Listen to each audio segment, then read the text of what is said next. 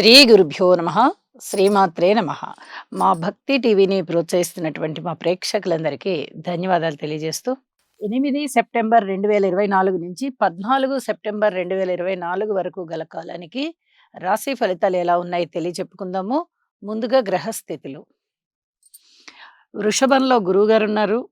ఇక మిథునంలో కుజుడు, సింహరాశిలో రవి బుధులు, కన్యరాశిలో శుక్రకేతువులు, తులారాశిలో చంద్రుడు, కుంభరాశిలో వక్రించిన శనిగారు, రాహు వచ్చేసి మీనరాశిలో. గ్రహస్థితులలో వచ్చిన మార్పు వారాంతంలో ఏమిటి అంటే చంద్రుని యొక్క స్థితి మాత్రమే మారి ఉన్నది. వారాంతంలోకి మకర రాశిలోకి వెళ్ళి ఉన్నారు. ఇక మిగతా గ్రహ స్థితులన్నీ అవి ఉన్న రాసుల్లోనే ఇంకా కొనసాగుతూ ఉన్నాయి. వాటి యొక్క పరిమిత కాలం ఇంకా అవ్వలేదన్నమాట. అయితే గ్రహ సమ్మేళనాల యొక్క ఫలితాలు ఏమిటి అంటే రవి బుధుల కలయిక బుధాదిత్య యోగం. పైగా సింహరాశిలో జరిగింది. సింహరాశిలో రవి చాలా బలవంతులుగా ఉంటూ ఉండగా బుధుడు కూడా వచ్చి చేరారు. ఇక్కడ బుధాదిత్య యోగం ఒకటి ఉన్నది. అలాగే శుక్రకేతువుల యొక్క కలయిక కన్యరాశిలో జరుగుతూ ఉంది. శుక్రకేతు కలయిక కొంచెం వైరాగ్య తత్వము, మనకెందుకులే అనే నిర్లిప్తత, మనం చేయవలసిన పని చేసేసి కామ్గా ఉందాము అనేటటువంటి కొంచెం నిర్లిప్త స్వభావము, ఇలాంటివన్నీ ఉంటూ ఉండడానికి అవకాశం ఉంది. అయితే రాహు గారి దృష్టి ఎప్పుడైతే శుక్రాచార్యుల వారి మీద పడుతూ ఉందో ఇక్కడ కొంచెం విచ్చలవిడితనం పెరుగుతుంది. పైగా శుక్రుడు నీచలో ఉన్నారు. విపరీతమైన శృంగార భావాలు. దానికి తోడు కుజుని యొక్క 4వ దృష్టి కూడా పడుతూ ఉంది. అంటే ఈ పెద్దలకి చెప్పకుండా ఎవరైతే ప్రేమ వ్యవహారాలు నడుపుతూ ఉంటారో అలాంటి వాళ్ళకి కొంచెం ఇబ్బంది. జాగ్రత్తగా ఉండవలసినటువంటి సమయము. పెద్దలకి చెప్దాం ఇంకా అనుకునేటప్పుడు కూడా కాస్త మంచి గ్రహస్థితులు చూసుకోవాలి. ఇలాంటి గ్రహస్థితులు ఉండగా పెద్దలకి తెలియచేయడం వల్ల ఆ ప్రేమ పెద్దగా సఫలీకృతం అవ్వదు. ఇంట్లో పెద్దలు యాక్సెప్ట్ చెయ్యని పరిస్థితి ఉంటుంది. ఎందుకంటే ఇటు రాహు గారి దృష్టి పడుతోంది, ఇటు కుజుని దృష్టి పడుతోంది. కేతువుతో కలిసి ఉన్నారు. కాబట్టి ఇక్కడ కొంత ఇబ్బందికరమైన వ్యవహారాలు ఉంటాయి కాబట్టి కొంచెం జాగ్రత్తగా ఉండండి అని చెప్పి తెలియజేస్తూ ఉన్నాను. అలాగే మనం బుధాదిత్య యోగం గురించి చెప్పుకుంటే సింహరాశిలో బలవంతుడైనటువంటి రవి గారితో కలిసిన బుధుడు అద్భుతమైన యోగాన్ని ఇస్తున్నారు. ఈ బుధాదిత్య యోగము దాదాపుగా అన్ని రాసుల్లోనూ బాగానే ఉంటుంది.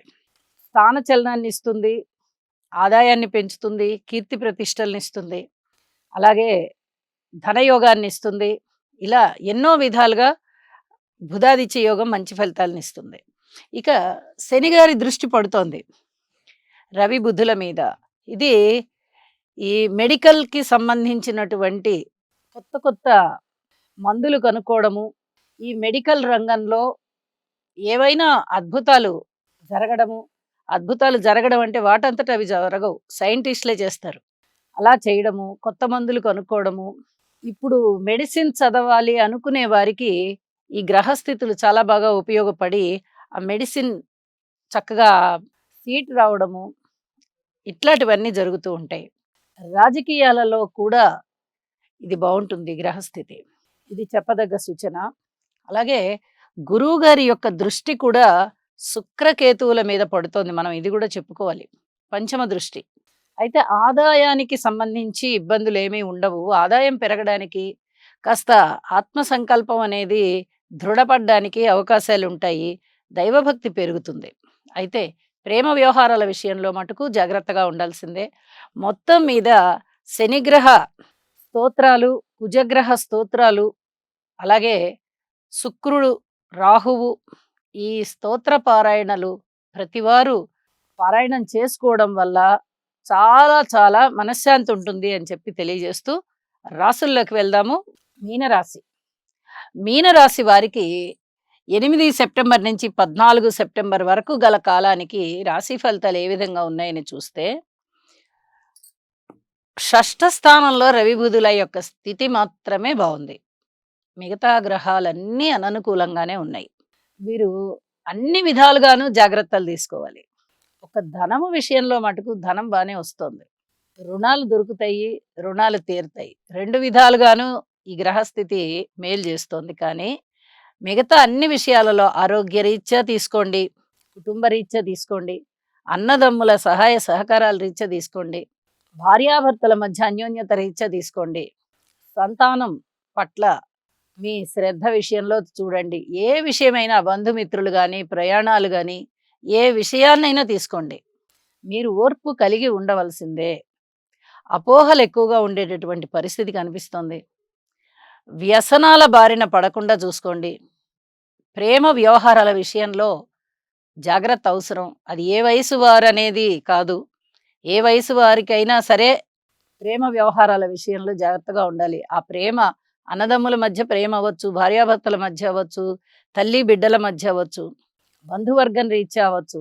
ప్రేమ అనంగానే కేవలం యువతీ యువకుల మధ్య ఏర్పడేటటువంటి ప్రేమ, అభిమానం వాటి గురించే కాదు.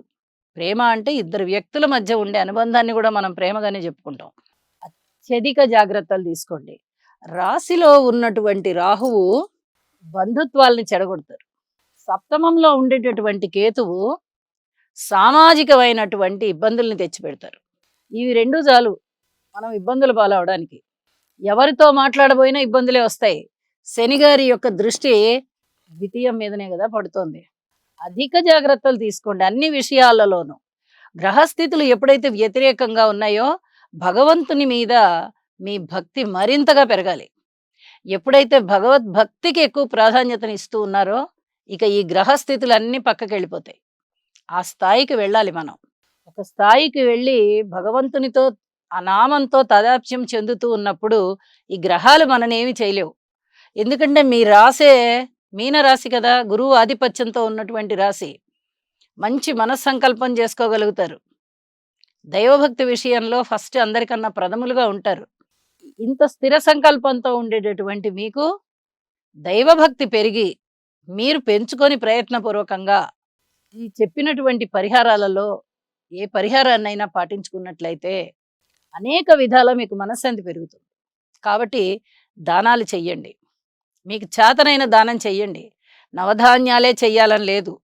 ఏవి కుదిరితే అవే చెయ్యండి. కందులు, పెసలు, మినుములు, బొబ్బర్లు, ఉలవలు, మినుములు, గోధుమలు, నల్ల నువ్వులు, పెసలు ఏవైనా సరే. ఏవి కుదిరితే అవి చెయ్యండి. అన్నీ కుదిరితే అన్నీ చెయ్యండి.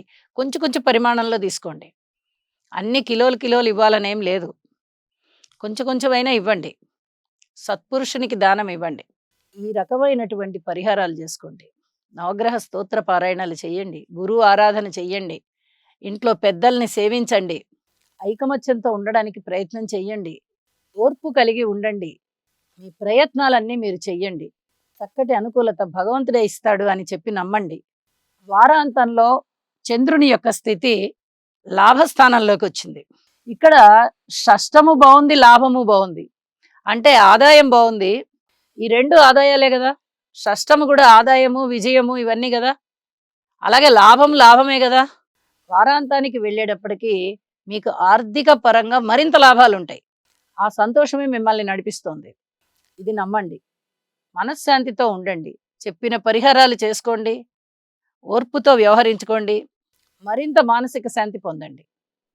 నమస్కారం. సర్వే జనా సుఖినో భవంతు.